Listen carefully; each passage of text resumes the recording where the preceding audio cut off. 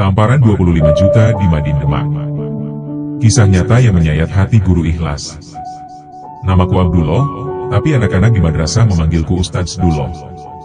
Aku sudah 20 tahun mengabdikan diri di sebuah madrasah diniyah kecil di pelosok Kabupaten Demak, di sebuah desa yang jauh dari gemerlap kota.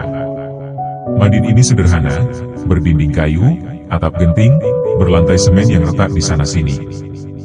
Aku tidak pernah digaji. Tidak ada insentif, tidak ada tunjangan. Yang kudapat hanyalah sekantong beras dari wali murid saat panen, atau sebungkus rokok sebagai tanda terima kasih. Tapi aku tidak pernah mengeluh. Bagiku, ini ladang pahala. Aku ingin anak-anak desa ini mengenal agama, bisa membaca Quran, punya akhlak mulia. Sore yang mengubah segalanya. Hari itu, seperti biasa, selepas duhur aku mengajar fikih dan akhlak.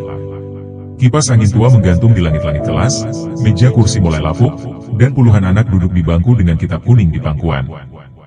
Aku sedang menjelaskan bab adab terhadap orang tua. Suaraku pelan, menuntun kata demi kata. Tapi dari sudut kelas, terdengar suara cekikikan. Aku menoleh. Dua anak laki-laki, Raffi dan temannya, sibuk bergojekan. Mereka saling dorong, saling ejek, seolah tidak peduli bahwa ini tempat menuntut ilmu. Aku menegur dengan sabar, Raffi, diam dulu nak. Ini pelajaran penting. Ilmu ini akan menyelamatkan kalian nanti. Ia menoleh, pura-pura patuh. Tapi tak lama, suara tawa itu kembali terdengar. Aku menahan napas, berusaha tetap tenang. Lalu terjadi hal yang tak pernah kulupakan seumur hidupku. Duk! Sebuah sandal melayang dan menghantam kepalaku. Seluruh kelas hening. Aku menoleh, dan kulihat Raffi menahan tawa, sementara temannya sudah pucat. Hatiku panas. Bukan karena sakit di kepala, tapi karena harga diriku sebagai guru diinjak-injak. Aku berdiri, menatap Raffi tajam. Raffi, kemarilah. Suaraku bergetar, bukan hanya karena marah, tapi kecewa yang tak tertahankan. Anak itu berjalan santai, bahkan masih menyeringai. Aku menasihatinya panjang lebar, berharap ia sadar. Tapi ia malah membalas dengan kata-kata yang menusuk. Ah, Ustadz cerewet. Bukan bapakku, jangan sok ngatur-ngatur. Hatiku seperti diremas. Di hadapan murid lain, ia menghina guru yang mengajarinya huruf hijaiyah, guru yang mengajarkan Quran tanpa pamrih. Kesabaranku pecah. Tanganku terangkat, menampar pipinya satu kali. Tamparan itu bukan untuk melukai, tapi untuk mengingatkan bahwa ilmu harus dihormati. Ia menangis dan lari pulang. Aku duduk lemas. Dalam hati, aku beristighfar. Aku tahu aku salah, tapi siapa yang tidak akan tersulut jika dilempari sandal di kepala lalu dihina? Kupikir masalah selesai. Aku salah besar. Malam itu, badai datang. Sekitar jam 9 malam, aku mendengar suara sepeda motor berhenti di depan rumah. 3 orang turun, salah satunya ayah dan ibu Raffi. Wajahnya merah padam, matanya menyala penuh amarah. Mana Ustadz Dullah? Keluar kamu.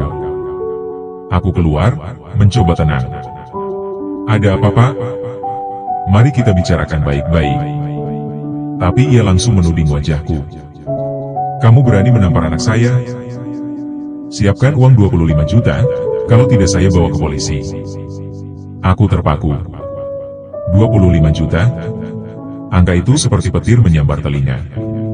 Uang sebanyak itu bahkan tak pernah kulihat seumur hidupku. Aku mencoba menjelaskan, meminta maaf sambil menangis. Pak, saya hilaf. Saya cuma ingin mendidik. Tolong, jangan begini. Tapi ia menepis tanganku. Tidak ada maaf.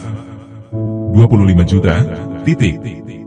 Atau besok saya laporkan. Malam itu aku tidak tidur. Aku sholat, menangis, memohon kepada Allah agar ada jalan keluar. Surat panggilan polisi. 2 hari kemudian, surat panggilan itu datang. Kakiku gemetar. Aku harus memenuhi tuntutan mereka, atau masuk penjara. Aku menjual satu-satunya aset berhargaku, motor tua kesayangan, yang selama ini kugunakan untuk mengajar dari satu kampung ke kampung lain. Motor itu kujual di bawah harga. Uang hasil penjualanku tambah dengan pinjaman ke tetangga, hingga terkumpul 25 juta. Ketika uang itu berpindah tangan, air mataku jatuh deras. Bukan karena uang, tapi karena martabat seorang guru diinjak, perjuangan bertahun-tahun diabaikan. Setelah itu, aku berhenti mengajar di Madin. Kitab-kitab yang dulu menemaniku kini berdebu. Aku duduk di teras rumah, memandangi jalan sepi, menahan pedih di dada. Di hatiku hanya ada satu doa. Ya Allah, jika ini harga dari perjuanganku menanamkan agama, jadikanlah ini penghapus dosaku. Jangan biarkan ilmu hilang dari bumi karena kebodohan manusia.